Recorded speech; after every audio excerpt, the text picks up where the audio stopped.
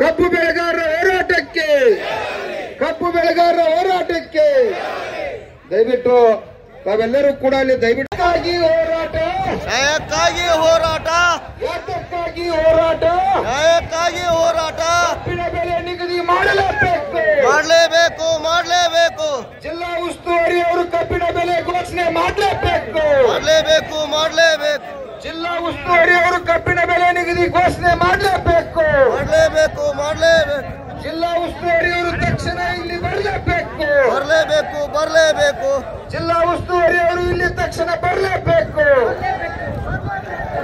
ಕಾರ್ಖಾನೆ ಮಾಲೀಕರು ಬೆಲೆ ನಿಗದಿ ಮಾಡಲೇಬೇಕು, ಮಾಡಲೇಬೇಕು, ಮಾಡಲೇಬೇಕು, ಕರ್ನಾಟಕ ರಾಜ್ಯ ರೈತ ಸಂಘಕ್ಕೆ,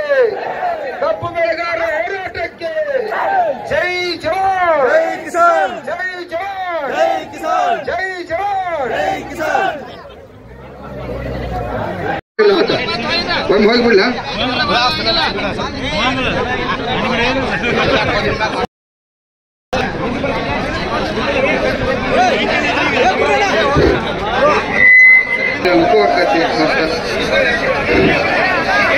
ಹಲೋ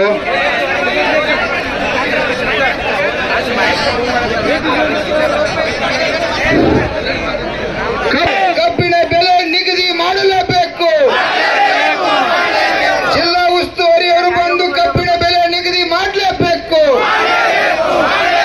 ಕಾರ್ಖಾನೆ ಮಾಲೀಕರು ಕಬ್ಬಿನ ಬೆಲೆ ನಿಗದಿ ಘೋಷಣೆ ಮಾಡಲೇಬೇಕು, ಪದಾಧಿಕಾರಿಗಳ ತೆಳಗ್ ಕೊಡಬೇಕು,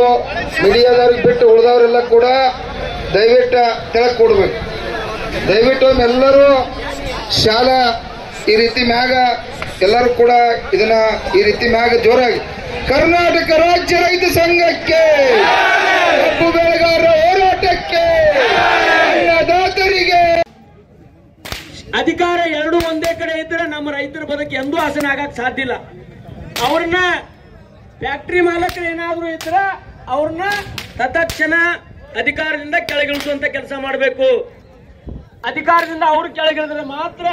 ಸಾಮಾಜಿಕ ನ್ಯಾಯ, ಬದ್ಧತೆ